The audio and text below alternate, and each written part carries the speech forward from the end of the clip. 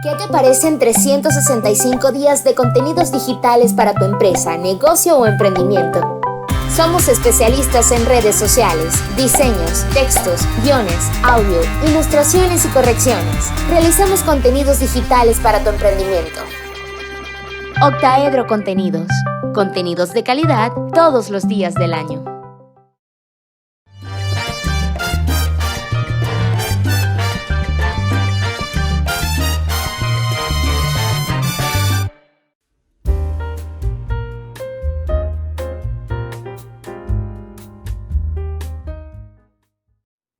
Bueno, es martes y yo recuerdo que fue Simón Díaz el que empezó a ponerle los días de la semana en función del invitado. Entonces los lunes eran de Coquito y los martes creo que eran de Surima o de Teresita, yo no sé quién era, pero en todo caso este martes no es ni de Teresita ni de martes de Nitu, pero Josuna. Nitu, bienvenida Fuera de Orden. Tan bello, estoy encantada de estar aquí y déjame decirte, yo te lo había dicho, yo no me perdía el programa y ayer tarde, pero me conecté. O sea que lo primero que tengo que decir es que me encantó la escenografía, es decir, esas cañerías y ese poco de tubo. Yo dije, pero qué ocurrente, Daniel, o quien te lo haya hecho. Yo me imagino que idea tuya con otro. Bueno, hay varios ideólogos a los cuales descubriré en algún momento. Por favor, te lo digo. Me dije, pero Dios mío, qué ocurrencia. Voy a darles de cañerías aquí. Voy a echarlo para la calle. Además, porque tú estás como por encima, por delante de esa cañería. Y entonces me parece sensacional. Bueno, la idea es genial. Bueno, así que yo te felicito, yo te auguro todo el éxito del mundo. Gracias, mi amor. Yo sé que te va a ir buenísimo y bueno, a mí me encanta estar aquí contigo los martes. Mi amor, me encanta a mí que estés aquí y déjame decirte que lo único malo que el tema de la plomería informativa tiene una cosa buena y una cosa mala. La cosa mala es que quizás a veces es pestilente y desagradable, sin duda alguna, pero la cosa buena es que uno se entera de cosas que uno no en la superficie no se ven. Por ejemplo, fíjate tú una cosa, yo quisiera, ni tú, porque... No, ya va, espérate un momento, esto no tiene, lo que te voy a decir yo, esto no tiene nada que ver con la cañería. La plomería informativa. No, eso no tiene nada que ver con eso. Pero yo te vi tu programa de ayer y vi los dos segmentos. Ajá. Sí, yo vi los dos. Y yo quiero decirle al amigo Franceschi que primero yo no tenía ni idea que él tenía una distancia conmigo, porque yo me di cuenta que a mí Franceschi me cae muy bien. Y por lo que entiendo... Si no 4 o 5 veces en Yo Prometo. Yo recuerdo haberlo visto. Lo entrevisté varias veces y por radio muchas veces. Ajá. Nunca olvidaré que creo que el primer programa, él estaba un poco disgustado conmigo porque yo lo llamé trotskista, cosa que yo no fui. Sí. Yo nunca fui de izquierda, él sí. Bueno, pero fuiste social cristiana, que estaban un poquito a la izquierda. Pero eso es distinto, fui copellano y copellano en aquella época era ser de derecha. Eso era ser centro izquierda, Caldera lo decía. Centro izquierda, un ala. Pero social cristiano. Los copellanos siempre los tildaron de derechistas. De pero no lo eran. La tapa el frasco. Éramos cristianos. Pero bueno, eso no importa. Lo que yo sí sé es, para que sepa el amigo Franceschi, que yo también tengo buena memoria. Ajá. Que yo nunca fui comunista. Ajá. Nunca fui trotskista. Y que desde el 4 de febrero del 92 estuve y estoy en contra de Chávez y todo esto. Que jamás tuve esos sueños de juventud, de la izquierda y del Che y la cosa y Trotsky. No. Nunca. Que nadie es mejor que nadie es más luchador que otro. Cada quien lucha desde donde quiere y desde donde puede. No le voy a contestar sobre Castillo y Rabel, porque la verdad es que no tengo ganas de hablar de esos temas. Pero que siempre lo he tenido entre mis afectos y mis cariños a él, y que no sabía que él estaba en esta onda. No. Yo ahora, lo que yo pensé fue, no, Aranito tiene que invitarlo a No Callaré, para que no se callen ninguno de los dos. pero yo invito cuando quiera. Claro, claro. Pero fíjate que a mí me parece una cosa bien interesante esto que está ocurriendo, porque sobre todo en el caso de personas como... Pero es que yo te voy a decir una cosa, es que yo me quedé impresionada, porque él me tira a mí unas facturas que no son mías. Si él tiene un problema con Rabel, que se la cobre a Rabel. Yo, si él tiene una factura con Castillo, que se la cobre a Castillo. Lo mismo dije yo. Lo que pasa es que, claro, el culpable fui yo porque yo fui quien provocó la ira. Se la cobre a ellos. Yo no voy. Es como que él me tenga que pagar las facturas de Chávez por él haber sido comunista. No creo.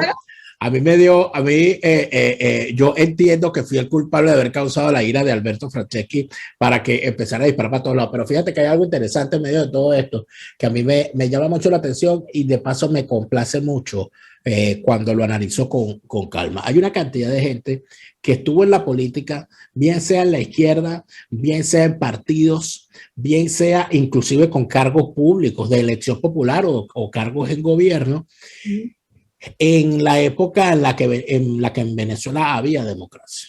Y esa gente es, o sea, de ese grupo de personas, llama mucho la atención que los más claros en cuanto a lo que ha sido y es el chavismo como organización criminal, tienen precisamente ese perfil. Gente que estuvo dentro de los partidos, gente que estuvo dentro de las estructuras, gente que estuvo en cargos de gobierno y que independientemente de que hayan estado incluso en la izquierda, sean capaces de decir, mira, esto es una corporación criminal. Te puedo nombrar Agustín Blanco Muñoz.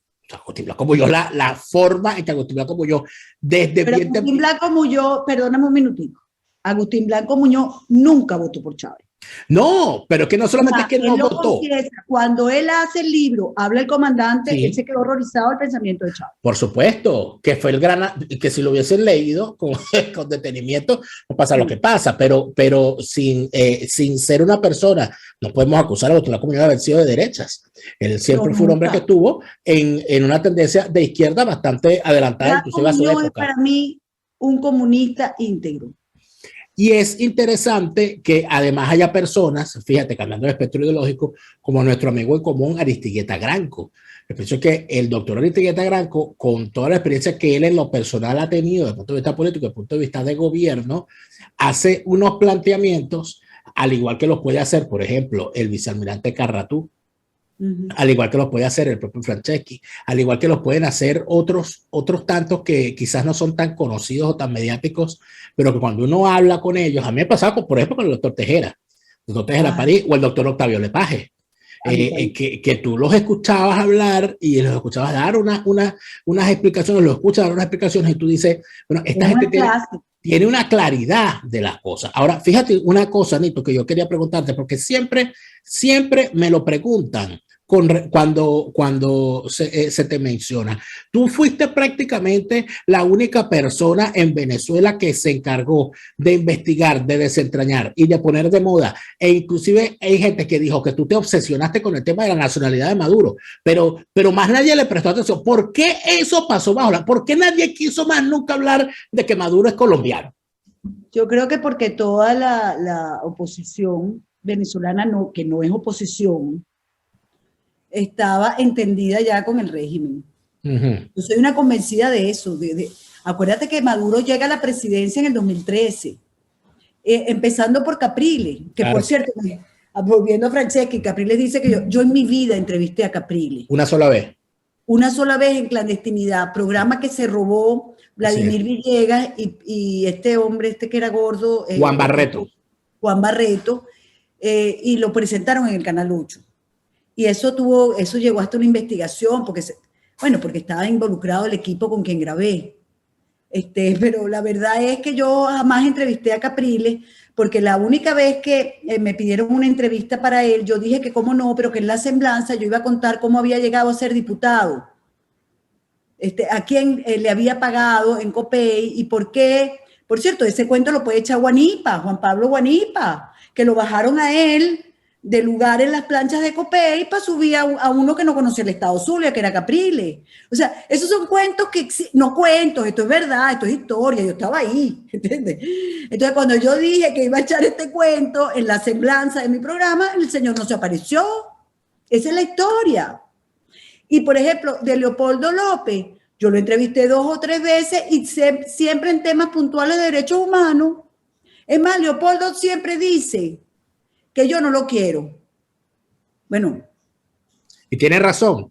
Sí. Bueno, se dio cuenta. O sea, no es una cosa personal, es una cosa política. Claro. Netamente política. Claro.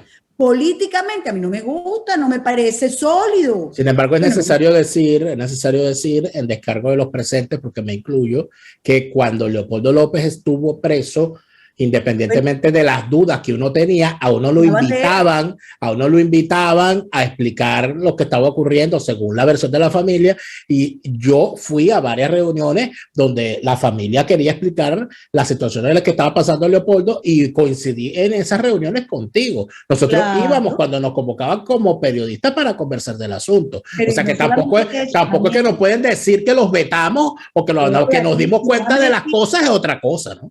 Déjame decirte, y los primeros que pedíamos la liberación de Leopoldo éramos nosotros, nosotros y un gentío. Así es. Pero jamás, mira, yo sí te voy a decir una cosa, Daniel. Yo con los presos políticos, yo no me meto sino para defenderlos. Hasta que salen, claro, cuando salen uno podrá decirlo, pero que no se puede, yo no me meto con quien no se puede defender.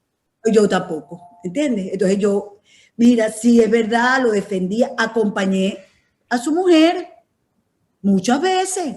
Sí. Veía a su muchachito, yo soy mamá. Así es. O sea, a mí todas esas cosas me afectaban. Que los niños no tienen la culpa, porque para los niños su papá estaba preso. Que cuando sean adultos ellos juzgarán, pero de niños vivieron una situación terrible. Claro.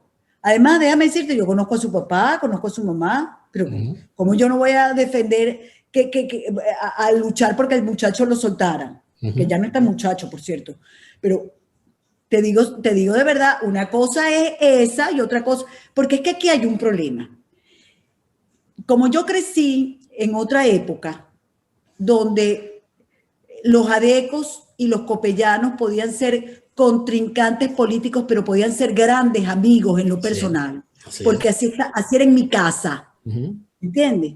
Es más, yo te lo he comentado alguna vez en privado, uno de los cariños más grandes de mi papá, su médico se llamaba Eduardo Gallegos Mancera, presidente del Partido Comunista, y mi papá era social cristiano, y se adoraban.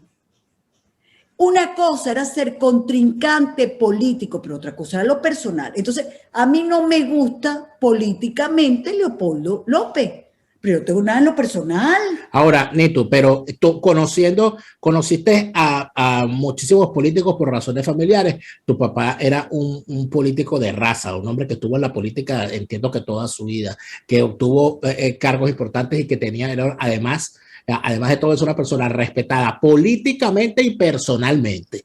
Porque tiene, los que lo conocieron tienen un muy buen recuerdo de él. Tú conociste a los políticos de la generación de tu papá y conociste a los políticos de tu generación, y porque de paso estabas casada también con un político como Vladimir Petit, y luego has conocido a los políticos de las nuevas generaciones, a los cuales conoces a sus padres o los has tenido que entrevistar por razón de tu trabajo, y ellos además te conocen a ti.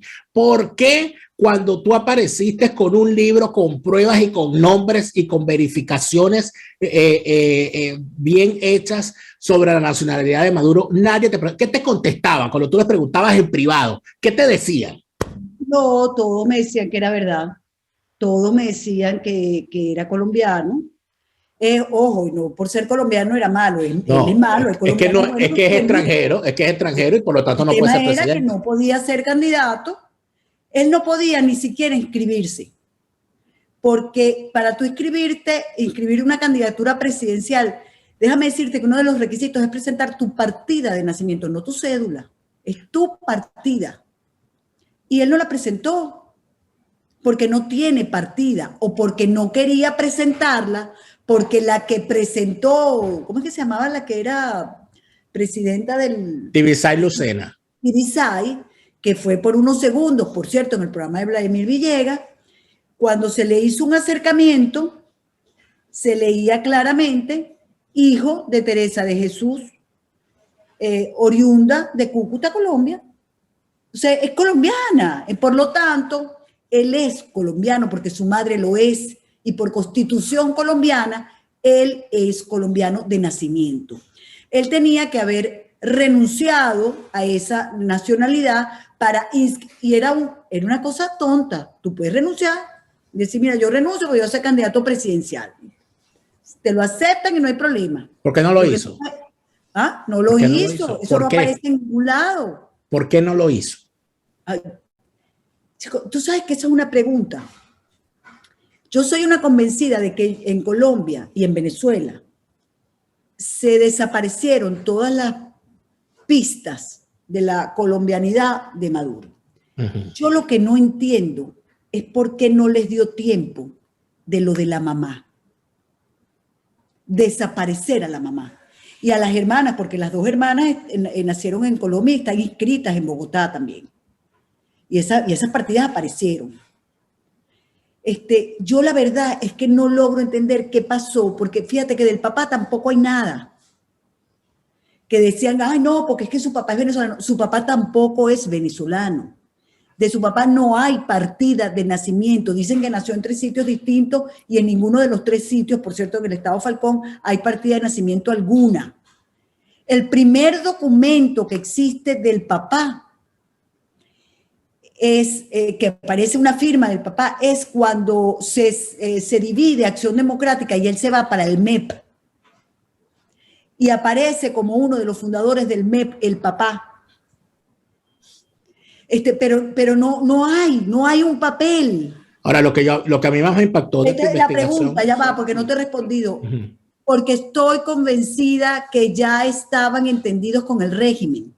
No puede ser que Capriles, que era candidato y era su contrincante, dijera que era intrascendente. Eso fue lo que respondió, que eso era intrascendente. Algunos dicen que es porque Capriles también tiene doble nacionalidad, porque es hijo de hebreos, nieto de hebreos, y parece que tiene esta doble nacionalidad. No sé, yo la verdad es que nunca conseguimos ningún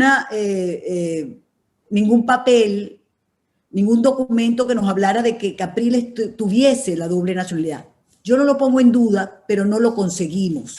O sea, no lo puedes aseverar porque no tienes pruebas de eso. No tengo la prueba, exactamente, yo no tengo la prueba. Ahora, lo que yo sí creo es que un candidato presidencial, que además sea su contrincante, diga que eso es intrascendente, es decir, violarse la Constitución es intrascendente, pero más grave, porque yo de Capriles puedo creer cualquier cosa, porque fue un muchacho que se graduó con muchísima dificultad de abogado, pero que Ramón Guillermo Aveledo, que era su jefe de campaña, diga lo mismo, que sí creo que es una persona, que es un profesor universitario, un académico, oye, que también diga lo mismo, oye, eso me parece sospechoso.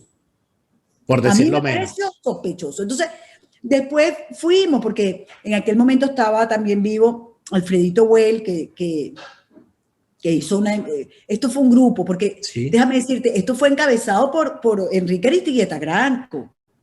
Y nosotros lo que hicimos fue unificar, revisar todas las investigaciones que habían acerca de la nacionalidad de Maduro.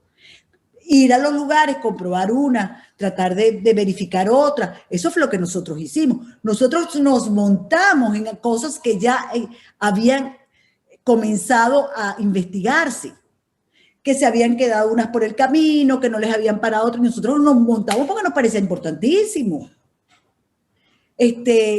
Oye, yo, por ejemplo, me reuní con todos los diputados de Voluntad Popular, con todos en la asamblea, con todos, y les dimos una charla con documentos. Bueno, y terminaron diciendo, Maduro es colombiano, y ahí no pasó nada, ahí no hubo una sesión. Henry Ramos Ayub, por ejemplo, lo que pidió, él mandó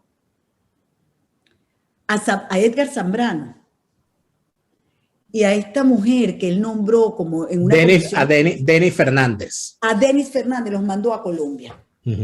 Y Denis Fernández, cuando yo me enteré, yo la llamé.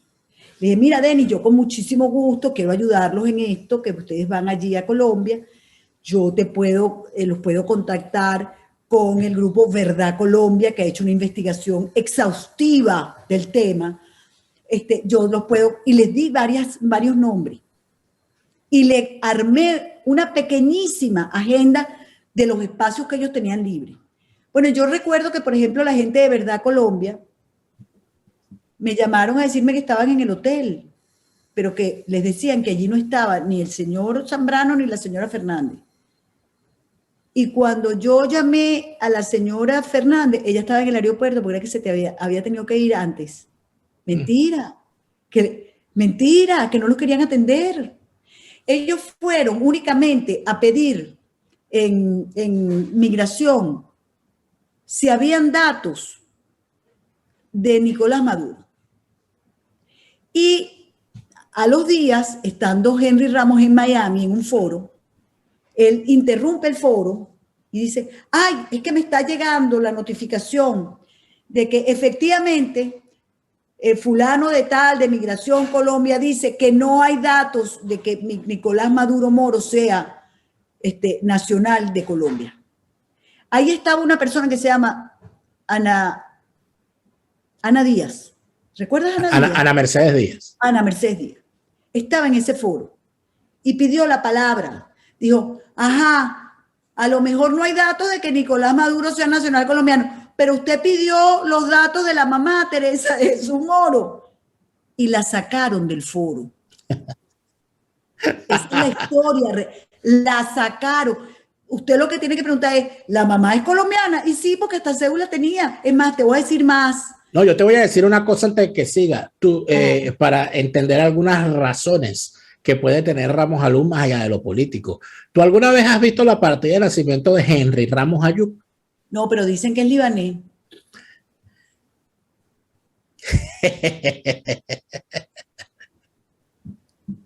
Ahora, él no tendría problema, fíjate, porque para ser diputado no importa que tengas doble nacionalidad. Claro, pero para modificar tus datos, para modificar tus datos de nacimiento, sí. Ah, bueno. Ahí es donde está el asunto, que hay demasiada gente que tiene cadáveres en la maleta. Y entonces aquí hay gente que no quiso que se jurungara el asunto, porque muchísima gente dijo, y si me revisan a mí también, y si me consigue, por ejemplo, aquí no se descubrió en determinado momento por casualidad que Luis Florido era primo de los hermanitos Rodríguez. Y él no sabía, no, que él yo no sabía que mi papá tenía un hermano y que yo tenía unos primos. Fíjate una cosa, esto es tan insólito todo, porque en la Constitución del 61 no existía esto. ¿Por qué? Porque Venezuela es un país construido, amalgamado, amistizado con españoles, así es, italianos, portugueses, colombianos, de todo. En Venezuela hay de todo, y por eso es que es una raza tan hermosa. Claro. La raza venezolana es hermosa. Así es. Porque somos una mezcla. Entonces, como nosotros en la Constitución esto no existía. Esto de la doble nacionalidad, de la prohibición, esto se llama la doctrina Chávez. Búsquenlo en Google. Cuando se estaba haciendo esta constituyente en 99, de la Constitución del 99, hubo una cosa que se llamó la doctrina Chávez, porque Chávez decía que Carlos Andrés Pérez era colombiano, porque él le tenía rabia a Carlos Andrés Pérez. Y Carlos Andrés Pérez probó 1 y 1000 veces que él era de rubio. Él y su familia, de rubio. Ah, que están pegados, es verdad, pero era venezolano. Venezolanísimo. De paso. Creo que Rómulo Betancourt, creo que una vez también le pasó lo mismo. Porque entiendo que su papá o su abuelo eran canarios. Exactamente. Entonces había todo cualquier cuestionamiento. Y también presentó su partida, porque es que eso se resuelve facilito. Aquí está presenta la partida. Así es. Pero la de Maduro no existe. Lo que hay es una sentencia del tribunal de Michael Moreno que dice que él es venezolano. Ahora, pero fíjate, en medio de todo esto hay pero para hacerte la respuesta, a ver, son todos cómplices. No, porque obviamente. son lo mismo. Claro. Porque son lo mismo. Absolutamente. Eso que se llama oposición, eso es el régimen igualito. Pero hay un dato que a mí me pareció importante porque de alguna manera me dio como otra dimensión sobre el asunto, porque empecé a entender la trampa y empecé a entender dónde estaba el hilo que si se jalaba se venía el mantel, que es el famoso caso que tú revelas en el libro de la gestora, de la señora que era buscada por todos los colombianos o dominicanos de la época que querían sacar papeles venezolanos. Y ella era muy famosa porque ella conseguía los papeles y que se entiende que esa señora tuvo un rol en la búsqueda de los papeles de la familia Maduro, que sería lo que explica además la razón de que el Maduro y sus hermanas tengan cédulas consecutivas, ni siquiera similares, consecutivas, o sea, el 14 millones 1, 14 millones 2, 14 millones 3. Ese dato y esa señora y esa cosa, cuando tú llegaste a eso prácticamente era lo que demostraba todo. Esa señora hasta hace 5 años estaba viva. Nosotros la conseguimos, pero el marido, cuando lo contactamos telefónicamente, se puso sumamente nervioso. Al principio muy amable, y después cuando le explicamos a lo que queríamos ir, se puso sumamente nervioso y dijo que la mujer tenía Alzheimer. Le dio repentinamente Alzheimer. A lo que le dio, yo no lo sé, la verdad es que no lo sé. Pero no hubo manera de que nos atendiera. Lo que te puedo decir es que estaba sumamente nervioso. Era una persona ya muy entrada en años. Pero bueno, yo te puedo decir que claro, que algo ocultaban, por supuesto. Ahora, eso era una práctica muy normal en la Venezuela de entonces. Sí. Pues, papeles se le conseguía a cualquiera. ¿Entiendes? Se le pagaba un gestor y cómo no, te hacían lo que tú querías. Sobre todo porque acuérdate que era la época de que los adecos cedulaban a la gente para que votaran por ellos y después viceversa, los copellanos. Por cierto, que ellos los cedularon en un caserío, porque era un caserío por allá por el estado Táchira, viviendo ellos, como decían, en Chaguaramos. Es que decía Chávez que él vivía. Él decía que vivía en el Valle, ¿no? No, él dijo que vivía en los Chaguaramos. Cuando yo escuché lo del Valle, le digo, será en el Valle de Upar. Sí, no, pero en el Valle del Cauca. En el Valle lo dijo, que era, ay, ¿qué fue? Es que a mí ya se me olvidan hasta los nombres. Elías Jagua. Elías Jagua dijo que él vivía en el Valle y que había nacido en el Valle. Él dijo que él nació en los Chaguaramos. Hubo otro, el del Tache, que dijo que él había nacido en el Palotal, con Maduro al lado, y Maduro hacía así, que sí, que él había nacido en el Palotal. Yo te digo que ellos son todos una mentira. Pero recientemente el hijo de Nicolás Maduro sacó en su Instagram una partida de nacimiento donde decía que el papá una partida no, un certificado. Dice certificado. La partida es otra cosa. El certificado te lo puedo hacer yo. Sí. Desde mi computadora y van a creer que es perfecta. Pero ahí decía que él había nacido en la policlínica, no sé qué cosa, de la Candelaria. Una policlínica que creo que ya la tumbaron. Que no existía cuando él nació. Que no existía, que ya no existía. Bueno, o sea, que esto ha sido mentira. Pero ¿por qué el afán de seguir mintiendo si ya nadie le está machacando el asunto? ¿Será que sí hay? Eso no es lo grave. Lo grave es que nosotros lo sabemos y él sigue ahí. Eso es lo grave. Lo grave es que lo sepa la Fuerza Armada. Es que nosotros tenemos sentado en Miraflores a un tipo que no es venezolano, que nunca pudo ser, no debió haber sido ni candidato. Y aquí están sentándose esa plomería que tú tienes. Se está sentando a dialogar, creo que el 8 en México. Sí. Ya están sentados en realidad. Ya están sentados, bueno, ellos siempre han estado sentados Así con es. él. Sí. Hablando con un tipo que no solamente es narcotraficante, es asesino, es torturador, es violador de los derechos humanos, ha cometido delitos de lesa humanidad, no, sino que además, qué pena, pana, ni siquiera es nacido en Venezuela. Pero es que además de eso hay somos unos, mira, de verdad, qué mediocre esta clase política. Terrible. Es que tú me decías a mí, tú que conociste, yo te voy a decir una cosa, sí, yo conocía buenos políticos. Yo no sé ni quiénes son. Y los que sucedieron a esa clase política, como la de mi padre, que yo pensé que muchos eran buenos, después me di cuenta que todos ellos, es decir, la clase política de mi padre, lo que habían sido era un muro de contención para esto. Estos hablo de Henry Ramos Ayub, porque esto se desata cuando todos estos se mueren. Y son lo que son. Yo he llegado a la conclusión que son unos grandes resentidos todos. Fíjate que eso es interesante, Nito, que nos queda poco tiempo, pero es interesante. Yo con el tiempo, ¿no? He llegado a entender algunas cosas. Cuando yo he visto, y voy a nombrar a dos personas, porque es que en realidad son los dos casos que puedo mostrar. Siempre los que estuvimos en política nos lamentábamos de que los políticos hubiesen impedido, los viejos políticos, el desarrollo de las nuevas generaciones, que no los dejaron participar y que les trancaron el paso. He llegado a la conclusión que como que tenían razón. Entonces, y yo tengo dos casos en particular. Cuando se habla de lo que Caldera le hizo a Eduardo Fernández o de lo que Alfarucero le hizo a Claudio Fermín, bueno, Eduardo Fernández y Claudio Fermín han reivindicado a Caldera y Alfaro. O sea, Caldera y Alfaro tenían razón, entonces. De acuerdo contigo. Es increíble. Es increíble. Es increíble que yo te esté diciendo esto, pero estoy de acuerdo contigo. Por Dios, o sea, es que es una cosa. Ahora entiendo por qué Caldera le gustaba más, por ejemplo, Osvaldo López Paz. Por ejemplo. Que ahí está, en su línea. Así es.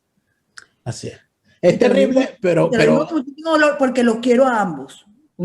Vuelvo a lo mismo. El que yo difiera profundamente de lo que está haciendo actualmente Eduardo Fernández no me va a quitar que le tenga aprecio y cariño. Eso no lo va a quitar. Pero difiero profundamente. Y profundamente, o sea, lo más profundo que te puedas imaginar. Y a Claudio Fermín también le tuve mucho cariño. Le tengo cariño. En lo personal. Pero en lo político no, nada más alejado que yo de lo que él hace. Es una cosa. Y me da dolor, me da dolor que se hayan convertido en eso. Que lo más terrible es que le hayan dado la razón a los que le hicieron tantas cosas para que no surgieran. O sea, eso es lo que al tiempo termina diciendo, oye, estos tipos como que tenían razón. Ahora, conocían algo que nosotros no nos dábamos cuenta. Sabían algo que nosotros éramos incapaces de ver en su momento. Pero sí. Lo que sí les voy a decir es que ha sido para mí maravilloso tener a Nitu Pérez Osuna aquí en Fuera de Orden. El primero, espero que sean muchos martes, pero por supuesto, además de esto hay que decir... Yo tengo que decirle algo, mira, yo te lo voy a mostrar. Tengo un cuadernito, yo había hecho una clase de lo que yo quería hablar, que no tenía nada que ver con esto. Yo quería hablar de Perú, yo te quería hablar de otra cosa. Pero tú sabes qué es lo bueno. Lleva siempre la conversa para donde tú quieres. Ya sabes qué es lo bueno, que el jueves nos vemos en tu canal y entonces hablamos de todo eso. Bueno, hablamos de lo que tú quieras. No, para que tú veas. Yo siempre quiero hablar una cosa y tú terminas imponiéndote, pero bueno, así es la vida. Gracias a Dios que la cosa es interesante. Menos mal, porque si fuese aburrida, imagínate. Nitu. Mira, te felicito de nuevo. Qué yo chévere, a ti te agradezco muchísimo. Que Fuera de Orden está aquí, qué chévere todo el público que estoy viendo allí. Te va a ir estupendo. Bueno, y el jueves... El jueves nos vemos en tu canal. En estos días, por cierto, que te la mandé, el Facebook me recordó nuestra primera foto en RCR, la primera vez que Neomar y yo fuimos invitados a tu programa en RCR. De foto y te dije, quiero la original. Te la voy a mandar porque la tengo allí. Una foto que tiene 8 años. Porque estábamos recién llegados a Radio Caracas Radio. Y estábamos igualitos. Estamos igualitos, por supuesto que sí. Neomar creo que fue el que dijo que no. Alguien dijo, o Jovel. No, mentira. Daniel, estabas bello. Neomar dice que él está más viejo ahora, pero bueno, eso es su opinión. Yo no puedo llevarle la contraria. Yo creo que viejo están ustedes. No, estamos igualitos, estamos en el mismo sitio. Nitu, gracias y nos vemos el jueves en tu canal. Amén. Amigos, nosotros nos despedimos por hoy. Nosotros mañana estaremos de nuevo en otro Fuera de Orden. Recuerden que vamos a estar todos los días a las 8 de la noche. Estoy confundido. 8 de la noche, hora de Venezuela, aquí en mi canal Fuera de Orden todos los días. Yo vuelvo mañana. Chávez no. Porque se murió. Gracias a todos. Hasta mañana. Resistencia con contundencia, no más lavado de conciencias. Resistencia por la